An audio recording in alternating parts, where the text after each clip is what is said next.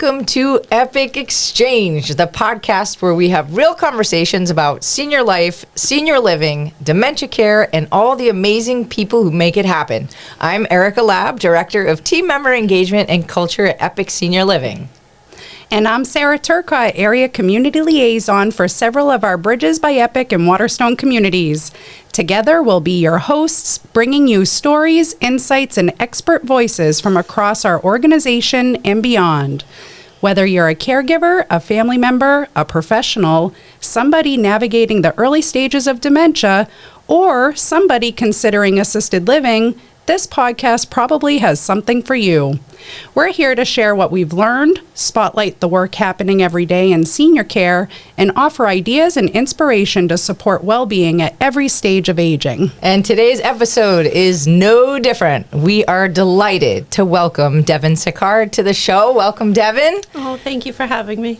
Devon joined Epic in 2015 as a wellness director at Bridges by Epic in Pembroke. She then moved to executive director at Pembroke and later transitioned to Waterstone at Wellesley as the executive director, but she didn't stop there.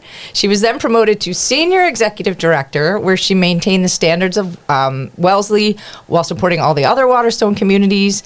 Now she is the regional director of operations at Epic Senior Living. Devon is responsible for operations across all Waterstone communities, helping seniors in assisted living settings across New England.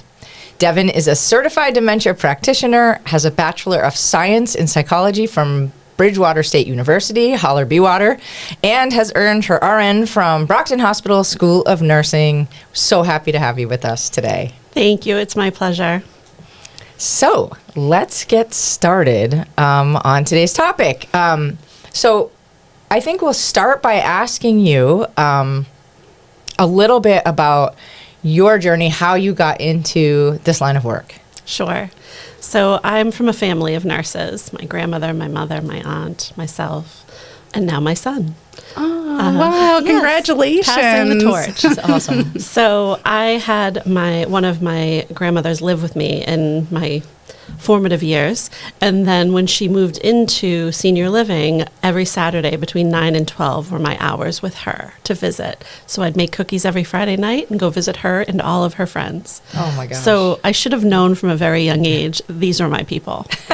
That's where it started. And I just had such a comfort level with seniors from the very start. And when I became a nurse, a friend from childhood actually reached out to me who was the VP of nursing at a senior living facility. And she said, you would be such a great fit for assisted living or dementia care or whichever arm you choose. And I went straight into senior living. Wow, and that's so unusual Highly. for nurses. It is. Yeah, they want that like sexy, exciting, pediatrics or Life on ER in the emergency room. Right. So I think because I was older, I had, had a family, raised my boys, and I was starting my nursing career at 35. Wow. So I didn't need to really burn it down. I wanted to do something that I enjoyed, that I could still had lots of learning to do, but it was something that I've always known that the elderly were my people. and it's so natural. It's for just you. so natural. Yeah. Yeah, it shows. Being your colleague, it shows. Well, thanks. And it always helps to have a passion in the world of senior care. Right. And we're here today, we're here to talk about a topic that actually, really resonates, I think, with seniors. And we were talking and discussing earlier, really anyone at any ages. And it's really the seasonal change. I can't even believe we're embracing another year of seasonal change. I'm a girl who holds on to summer for a long time. But, as autumn sets in and with its shorter days and cooler temperatures, many of us begin to feel subtle shifts in our mood and energy. And for seniors, the seasonal changes can have an even deeper impact. I'm grateful for you to be here, Devon, to share your expertise on this topic. Studies have shown that fall can bring feelings of low mood, loneliness, or isolation for older adults, especially as outdoor time decreases and people's routines can shift. And I think it just might be a great start to start this podcast by talking about some of the physical and emotional impacts of, the seasonal change. So, working in this field, what are some restrictions that you see seniors face when summer makes way for autumn and then changes into winter? Right. It's a really challenging time for caregivers especially, because any change in routine is a disruption and dysregulation of the system that has been working for your loved one. So whether you live at home, you're taking care of somebody, or you're living in senior living, it's something that you really need to think about in like mid-August and change the routine by about 15 minutes a week and incrementally change somebody's routine. And that will look a lot like setting up for wake up and setting up for bedtime. And it's ideally you want to limit the impact. But as we know, in the summertime, the doors are wide open, the curtains are wide open, and the birds are singing at 6 in the morning. The light is coming in. I had a resident in Bridges of Pembroke who wouldn't get out of bed when fall hit because it was cozy, it was warm, and he didn't feel right. It wasn't time to wake up yet. So we had to put AC/DC on. It was the only way. Song. It was the only way we could get him up out of bed. That's amazing. So you really have to work with people's likes and dislikes. Yeah. But also just routine. You have to lean into the new routine of it. Right. Picking out some fall decorations, picking out some fall clothes that they always like, their favorite cozy sweatshirt, that type of thing. And it's funny with the routines, and I think Eric and I, and even you when your kids were younger, I can almost relate to this when it's back to school season. Kids are staying up later and waking up later, and you're slowly making those changes the weeks leading up to school by going to bed earlier, waking up earlier, and just getting back into a more solid routine. Yeah, and when you don't, it's like, like it's the night before the first school night, and the kids are looking at you like, "What do you mean I have to go to bed? It's still, it's still light out." Right. So I love summertime. that. It's still summer vacation. Yeah, I love that, doing it incrementally. We joke about, we're in New England. Most of our listeners are probably in New England. Most of our communities at EPOCH are in New England area. And so we have colder weather, shorter days. And like we joke about 6 p.m., like the pajamas go on. Yes. Whereas like summer, early fall, you're going for a walk after dinner. I mean, you might be out in the garden. Yeah, your productivity dips. Right. And so that's tough. It's tough. And I think that, when this is happening, we see a shift in people with their emotional and their behavioral shifts. And Absolutely. Can you share a little bit about what you Sure. might see people experience during these times? Absolutely. So like I said, when routine changes, it's upsetting. Your body works in a certain way for a reason. You have circadian rhythms when you feel like you have to wake up and when you feel like you need to go to bed. So sunlight gives, make sure your vitamin D levels are up, right up here. Right. When your vitamin D levels dip, that affects your mood, your behavior, your bone health, your immune function, mood regulation, fatigue, what's muscle weakness. It's real symptoms when you Right. are low in vitamin D. So a dose of sunshine is true medication. Right, it's twofold. It I was just truly gonna is. say that because I'm thinking like, okay, we wanted to ask about that, like the daylight, right? Yeah. That's a huge, but it's like physically that vitamin D. So I always wanted people taking care. I always want people taking care of loved ones at home or in a community. Right after breakfast, go outside. Get that vitamin D when it's not, at its strongest, so you're not worried about sunburn or overheating.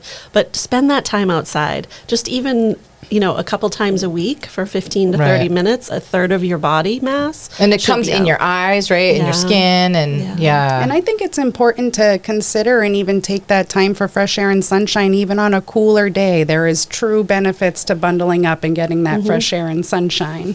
Absolutely. Yeah, like other countries, in the schools and with the elderly, like they're out every day. Yeah. I think we're sort of like, oh, it's cold and snowy. And I know at EPOCH we'll be like, yeah, it's cold and snowy. And if we want to go outside, we're going to go outside and enjoy the snow, like trying to be bold and also, be thoughtful about safety, right, and wellness. Right. But also like, it is great to get outside, even if the air is chilly, like to breathe it in and to have the sunlight, to sort of help you regulate your mood. Yes. And time of day is important to know that it's daytime. And we do like a lot with lighting, and I think we'll talk about that, like what you can control. And wanted to ask, you know, when you're like working in your communities, when you're working with families, like, do you guys talk about this overtly, openly, like the seasonal change? Like, what are we doing to you talked a little bit about the preparation, but like, how are you having these conversations? In my experience, in August, we included as part of our in-services for our care staff, because they're all doing it at home. They're just not doing it intentionally. Right. It's just something that is very subliminal. You know it's coming. You're going to Target, buying all the books, buying the backpacks, getting the kids ready for school. You're doing the winter-summer switch in your closet. But this is a whole other aspect to it. And it's for us as well. We change what foods we eat, what drinks we drink. When somebody has low vitamin D or their serotonin levels have changed as well, it has physical effects. There's chemical changes that are happening. Serotonin's a neurotransmitter, and it has huge effects on your mood and behaviors. So we need to plan for that. Having tactile things to occupy somebody instead of being outside, because what would you do if a door that's always open all of a sudden isn't open to you anymore? You'd start pacing. You'd start feeling distrustful. You'd start feeling a little nervous. Like, why can't I go do what I want to do? So you just want to make sure that those folks have more things to do inside. Right. Whether it's painting pumpkins or making name cards, including them. You need to be including them in all these things and framing it so it's a positive change. Absolutely. Yeah. And I think, when you're saying this, you had mentioned earlier, you're not only doing this, with the things you're eating and going outside, but your environment too. You talked about decorating. And, I think about, you're not eating a hot bowl of beef stew in the summertime. Right. Those are things that you're doing in the fall and winter. So it's considering all those things.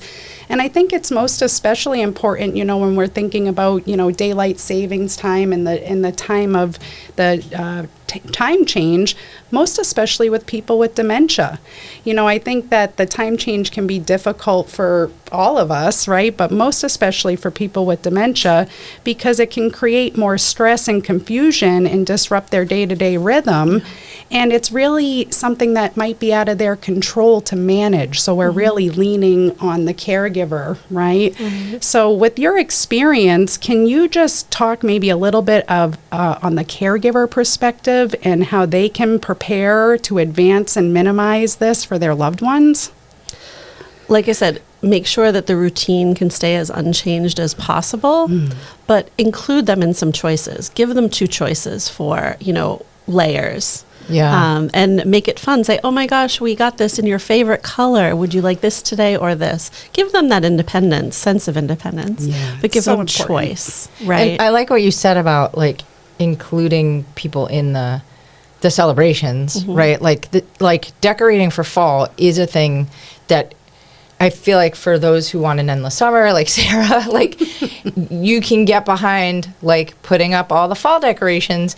It offsets the sadness of summer ending, if that's your thing, or like the less light by adding more light or ambient lighting. Ambient lighting, right? Because we know that will help, like at that 3:30, 4 or 5 o'clock hour, like making sure that you're set up with the extra light, and then offsetting and including people in the fun parts of the seasonal changes. Leaf peeping. Go out for rides and go leaf peeping. Go to an apple farm. Right. Multi-generational activities especially are key. Making sure that the pets are included and the grandchildren are included. Whoever is in your circle, include them. You can go out and make sure that they're included in many different things that you do. People in a wheelchair or a walker can go to the apple farm, right? They can go pick out pumpkins, and then it's a whole activity when you get home as well. And kids love that too. Yes. Like I do the Westford Bridges here in Westford. The seniors will go apple picking with the high school students, and then they bake apple pies. Yes. Like who doesn't want to bake apple pies? I mean, I'm not even a baker, and I love that in the fall. And to do it intergenerationally, like there are certain things that are timeless, that are enjoyable to all ages. And when you go apple picking, even just sitting there and watching like all the activity, and now you can't just go apple picking. There's like llamas there, and there's Apple hay cider rides donuts, and the right. sunshine, the fresh Listen, air. One of the best things about the autumnal splendor is the five senses. It is like, I love it's that. an assault Yeah. on the five senses, and that all matters. Totally. And I think it's important to get out there and experience those things. But as you said, bringing it home, like I think about things that we do at our communities during these months, and it's little things like putting the lights on before That's it right. actually gets dark, and setting your environment up Yep. to be a little more failure free, right? Yeah, exactly. How do you like ways you as the season goes on, right? It gets colder. We start thinking about safety, right? And preparing for even darker times, you know, Yeah. literally. Talk a little bit about that. Like what changes now through as you go through the fall months and into winter preparations. And So it's really important to get that energy out, get that exercise up. You know, there's lots of YouTube videos. There's lots of ways that we can exercise in a chair at this Yeah. point. You know, we have yoga, we have Tai Chi, we have all sorts of meditation. Again, sensories. You know, you can put a candle on and put the lights down, you know, late in the afternoon just to slow it down a little bit. Yeah. But before then, you know, in the morning and in the midday, you really need to make sure people get some exercise, Right. just to make them tired. Yeah, and just boost mood. And boost mood. Yeah. Yeah, those endorphins. It Yeah. all matters. It also helps you get a better night's sleep when It you're sure staying does. active. You know, I think during these months we tend not to be as active as we are in the summer months, and that could be affecting your sleep at night. yeah, all I want to do Absolutely. is sort of eat and lay around. Well, you gain weight, and then Yeah. you know, blood pressure issues and all Right. sorts of things. Your joints are stiff, and Yeah. you're not feeling good. They're affecting your mood. Right. So Yeah, getting it's- the exercise, motivating each other to exercise, motivating your loved one. It's a cascade of events, Yeah. right? And you wanna halt that as much as you can. Right. And what would you say to someone, you know, if you're noticing or you're maybe feeling more isolated, or you noticed, you know, someone is more isolated or low energy during this time of year, what advice would you give these folks? So first, I would rule out anything medical, right? You know, make sure that they've had a recent doctor's appointment, they've had, you know, a urine analysis, all those types of things that you can easily rule out. Sure. If none of those things are the case, make sure they're getting that sun, you know, a couple times a week. Make sure they're exercising. What Give- about socialization Well, too? that's the thing. So now that we have FaceTime with families, we can, you know, every day you can have that, oh, we're going to FaceTime the grandkids at 4:30 right after homework. You know, you can have those types of conversations, and it's an expectation now, you know, that you can stay in touch with people even though they can't come see you. Absolutely. So that's huge. You know, routine visits are so important. Lots of forms of therapy, but nothing like touch. Right. Make sure that you're hugging. Make sure that you're, you know, doing hand massage. You know, anything like that, just to make sure people are feeling loved. Yeah, I'm so glad you brought that up, because I do feel like you talk so much about senses, and you have the background of like the nursing side of it, and like, you know, running communities for folks at all different levels, with dementia, without dementia, but that physical piece of comfort. And elderly people tend not to be held, or have a lot less opportunity for physical touch. And I know, like, sometimes we do stuff with massage, but also just like holding someone's hand, covering them with a warm blanket, you know, and like that physical love and affection, which does not come naturally in all families or with all, but like as a caregiver, like trying to find a way that's comfortable to do that really offers somebody like that mental wellness of being cared for, connection. So connection is a really tricky word with dementia, because the more you self-realize that you're having trouble communicating or in social situations, the more you tend to isolate or back away from having real conversations. Right. So you want to make sure People have word finding issues. They get embarrassed. Right. It becomes a dignity issue. So you really want to make sure that the nutritional factors are not an issue, that they're in a calm environment. They're literally reducing clutter from their lives, Right. whether it be visual clutter, auditory clutter, and give them only 2 options. And then at a certain point, one option. But choice. But choice. And Simplify. It's true. Yeah. And I think of specifically dementia, and when we're slowing down in the cooler months and around the holidays and taking someone by the hand and opening the curtains together, Yeah. or hanging the decorations together, Right. or looking at a recipe. Yeah. A recipe for a holiday, Yeah. say. There's a great story. I loved this family. They were so incredibly creative. Their loved one had this generational recipe for cookies for the holidays.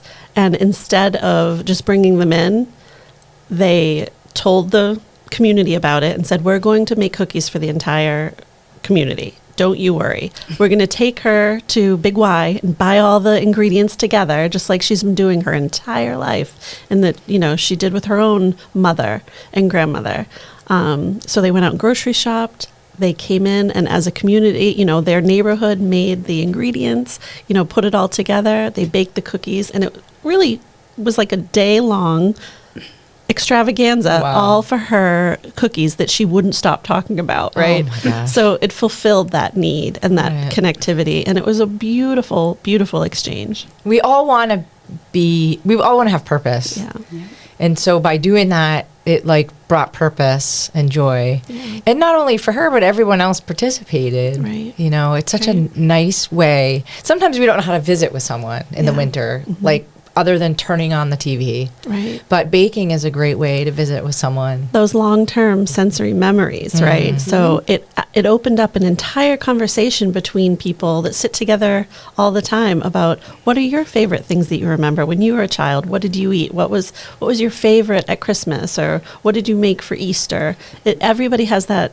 Most people have that in common, that they celebrate holidays, and have all those memories. Right. So it's connectivity. One of those activities that hits all 5 senses Right. too, right? Yeah. You're following directions. You're using your eyes. Yeah. You're smelling You're as tasting the it's baking. cookies. You're Yeah. tasting it. Yeah. And it's community. Exactly. And we're trying to bring community to our loved ones, Right. for ourselves, for each other. Try to bring us all together, because we know the positive effects of that. Yeah. And, a lot of older folks, people that we're providing care for, or those of us that are older, I think early on, it came very easily to find community in your neighborhood, at your church or your temple, wherever you practice your spirituality.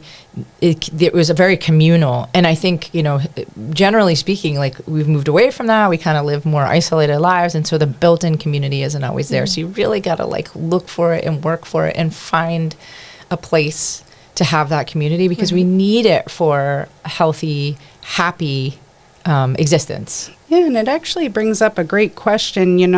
How do you train any of the team members that you might work with, Devon, to recognize subtle signs of seasonal depression or disengagement with your residents? Because some of these tips or things to look for might be helpful to a family member. Sure. Any change in function. Are they isolating in their bedroom? Do they not want to take part? Are they sore? Are they not eating as well? Are they not drinking as well?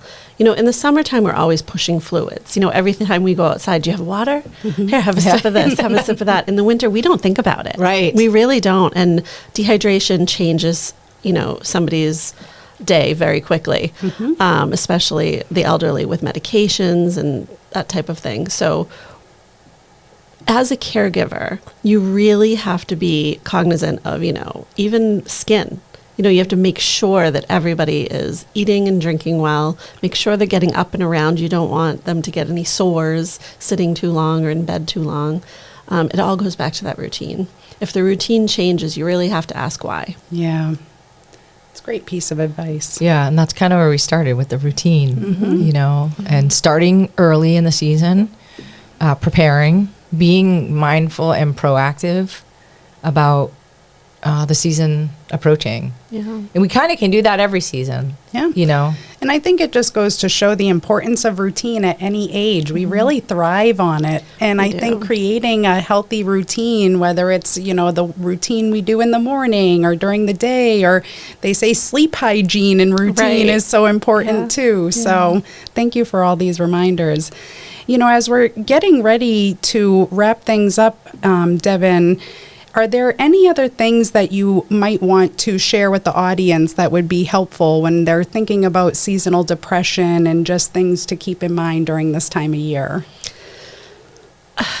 You know, I think that just getting as much light as possible, getting out and about. You know, I know sometimes it can be a stressor. Bringing your loved one out that has ambulation issues, memory loss can sometimes be resistant, but really making the effort to try to get people outside during the day in the light, and not just to doctor's appointments, but to fun things. What's your favorite winter activity? Oh my gosh. Oh, Do you have one? of course. Probably going to get apple cider donuts. Yeah. Good fall activity. Yeah. I'll give you that one. Yeah. You have any favorite activities in the fall or winter?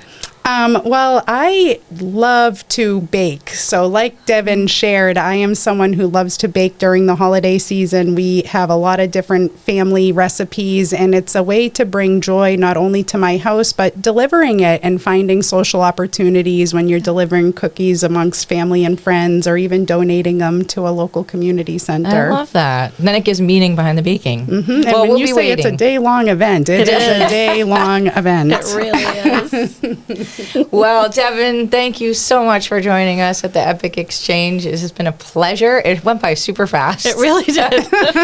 But we had a great time with you. Thank you so much. And as always, Sarah, thank you. Yeah, thank you. And until the next time, we look forward to seeing you on the Epic Exchange. Sarah will be baking for all of us, so Yes. stay tuned. Thanks, y'all.